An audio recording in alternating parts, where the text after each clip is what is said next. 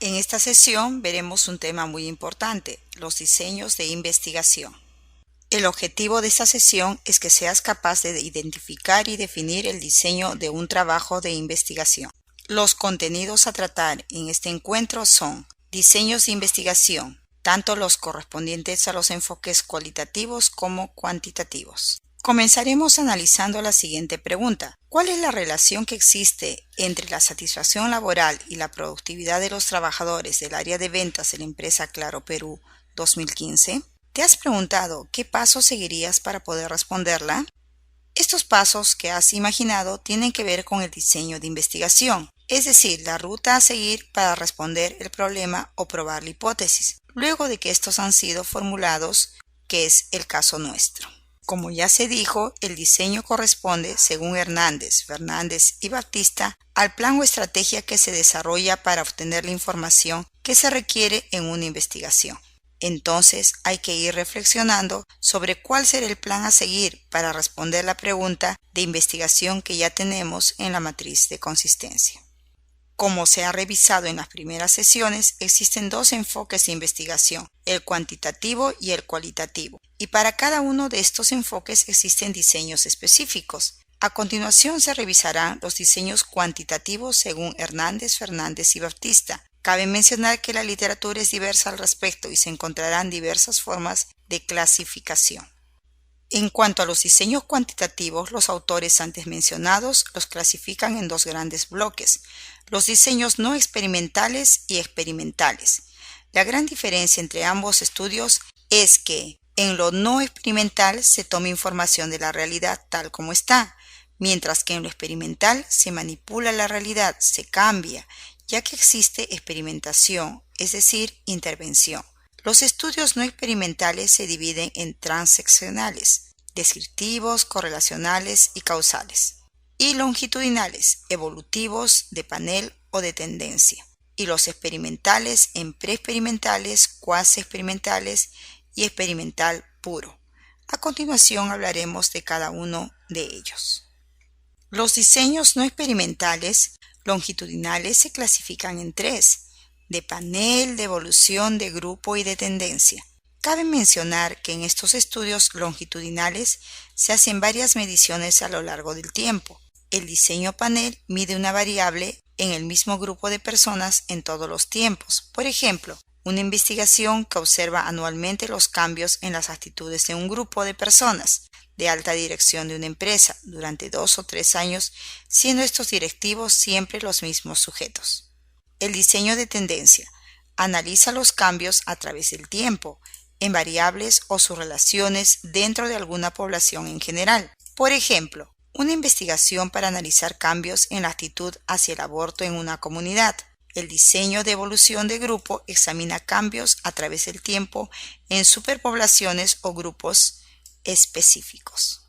En cuanto a los estudios transversales, estos pueden ser descriptivos y correlacionales, tanto simples como causales. Los estudios descriptivos miden y describen una o más variables en un grupo de personas u objetos en un momento dado, y en forma simultánea. Un ejemplo de este diseño sería identificar el estilo de liderazgo predominante en una empresa, medir el nivel de conocimiento sobre el método científico en estudiantes de CPL. Por su parte, los diseños correlacionales buscan describir correlaciones entre variables o relaciones causales entre variables en uno o más grupos de personas u objetos en un momento determinado. Un ejemplo de ello podría ser una investigación que estudiará cómo la motivación influye en el aprendizaje del curso de metodología, observando si los estudiantes que logran mayor aprendizaje son los más motivados, y en caso de que sea así, evaluando por qué y cómo es que la motivación contribuye a incrementar este aprendizaje.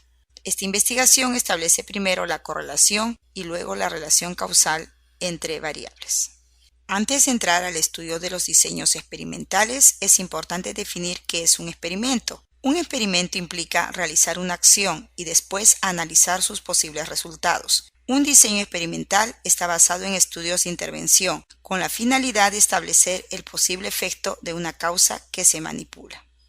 Es en este tipo de estudios donde se puede observar claramente la presencia de una variable independiente, que es la intervención como vemos en los ejemplos, la dieta y ejercicios y la aplicación de la tecnología, y una variable dependiente en donde se observarán los efectos como la obesidad y la productividad correspondientemente.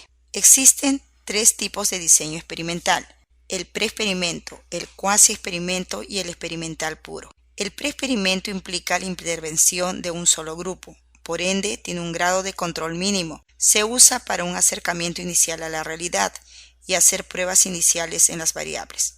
Por ejemplo, el realizar la aplicación de una metodología novedosa en alumnos de CEPEL para aprender cálculo matemático y ver si funciona o no. Para un estudio experimental, este estudio se haría en un grupo seleccionado de forma intencional y se haría una evaluación inicial y otra después de la intervención. No obstante, no se sabría si todas las mejoras en el aprendizaje realmente se deben al uso de esta metodología, ya que los participantes están expuestos a muchas variables ambientales. Justamente para reducir el sesgo que producen estas variables ambientales, se introduce un grupo control con características similares al grupo experimental, es decir, el grupo que recibe la intervención, que al estar expuesta a las mismas variables intervinientes ayuda de algún modo a explicar los resultados por la presencia de la variable independiente. Este tipo de estudios corresponde a los diseños cuasi experimentales, en donde se trabaja con grupos ya asignados.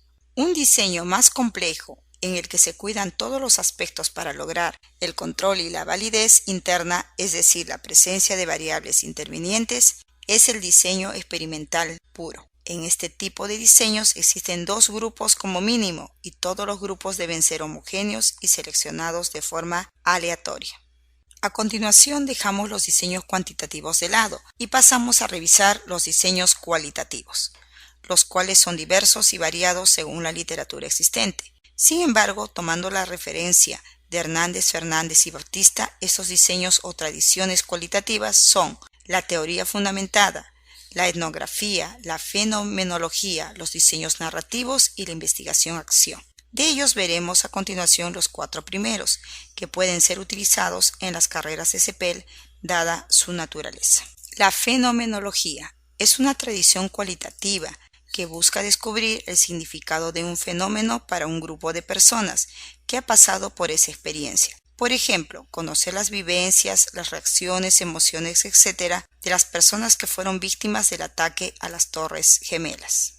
Por su parte, la teoría fundamentada es un método de investigación en la que la teoría emerge desde los modos de los datos de manera sistemática y analizados por medio de un proceso de investigación. Esto permite construir teorías, conceptos, hipótesis, proposiciones. Por ejemplo, proponer un modelo teórico acerca del pánico escénico, estudio que servirá para comprender el hecho en personas que se deben exponer al público y que lo padecen. Otro diseño cualitativo corresponde a los diseños etnográficos, que son estudios que pretenden describir y analizar ideas, creencias, significados, conocimientos y prácticas de grupos, culturas y comunidades. Por ejemplo, conocer las costumbres de los chipivos conivos, los ritos de los hinchas de algún equipo de fútbol, la cultura organizacional de determinadas empresas, etc. Por último, los diseños narrativos.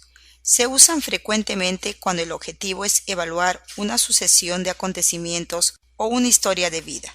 Se pueden realizar autobiografías, cuando se escribe sobre la propia vida, biografías, cuando se escribe sobre la vida de otra persona importante, o el estudio de algún tópico, narración de un hecho general o específico. Las fuentes para hacer este tipo de estudios son diversas grabaciones, cartas, diarios, videos, entrevistas, etc.